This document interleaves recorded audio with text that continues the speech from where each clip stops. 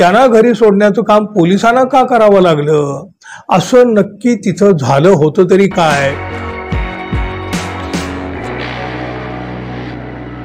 मित्र हो, नमस्कार. अजित पवार यांना कडक शिस्तीचे म्हणून ओळखलं जातं.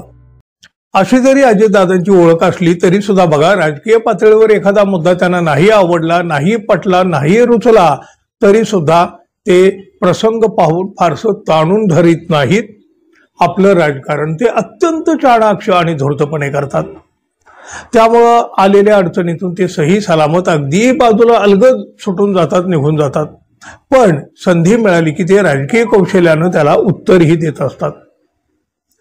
पण आता मात्र अजितदादा यांची बोलती बंद होते की काय असा प्रश्न उपस्थित झाला आहे. अजित पवार यांना आता एक धमकीवजा इशारा मिळाला आहे.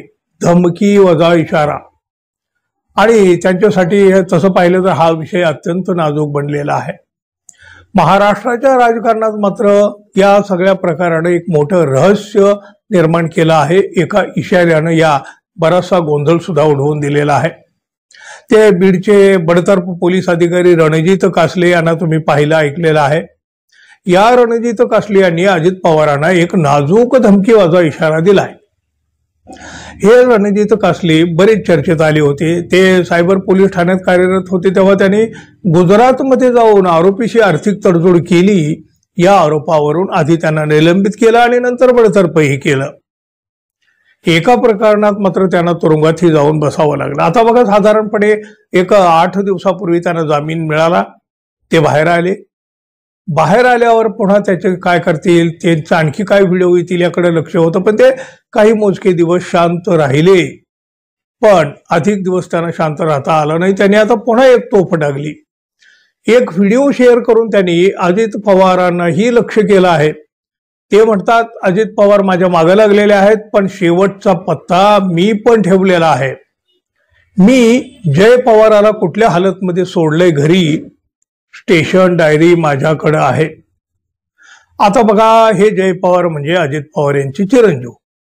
त्यामुळं अजितदादासाठी हा नाजूक विषय. हे बडतर्फ पोलीस अधिकारी रणजित कासले म्हणतात, प्रिंटमध्ये फोटोमध्ये आहे, गरज लागली की एक एक पत्ता ठेवायचा. सगळंच देऊन मोकळं व्हायचं नाही. माझ्याकडं अजून पत्ते शिल्लक आहेत. 3 पत्त्यामध्ये एक एक पत्ते शिल्लक ठेवलेले आहेत. वेळ आल्यावर ते उघडणार. जय पवार यांना मरीन ड्राईव्ह वरून कोणत्या हालतमध्ये मी घरी सोडलं होतं याचा देखील पुरावा माझ्याकडे आहे, असा इशारा त्यांनी थेट उपमुख्यमंत्री अजित पवार यांना दिला. कासले यांच्या या व्हिडिओमुळे राजकारणात खळबळ उडणार. त्याप्रमाणे ती उडाली. त्याच्यावर चर्चाही सुरू झाली. पण बघा, हा कुठला एक विषय अजितदादांच्या घरापर्यंत जाऊन पोहोचला. जय पवार यांच्या बाबत नक्की काय घडलं होतं तिथं? त्यांना घरी सोडण्याचं काम पोलिसांना का करावं लागलं? असं नक्की तिथं झालं होतं तरी काय? किंवा खरंच असं काही झालं होतं का की हे कासले उगीच दबाव निर्माण करीत आहेत? नक्की भानगड ही आहे तरी काय? हे कासले म्हणतात, माझ्याकडे पुरावा आहे. त्यामुळे एक रहस्य तर नक्कीच निर्माण झालं.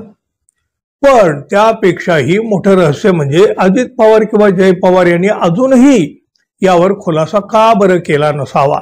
अहो बघा, 2 दिवसापासून या व्हिडिओची मोठी चर्चा आहे. मग तरीही दुसरी बाजू अजून तरी पुढं का आली नसावी? मग नक्की तिथं असं काय घडलं? किंवा मग अजित पवार, जय पवार हे गप्प का आहेत? तुम्हाला काय वाटतं मित्रांनो? जरूर सांगा. आणि आपण अजून आपल्या चॅनलला सबस्क्राईब केलं नसेल तर कृपया सबस्क्राईब करावं ही अपेक्षा तर आहे. धन्यवाद. पुन्हा भेटू. तोपर्यंत नमस्कार.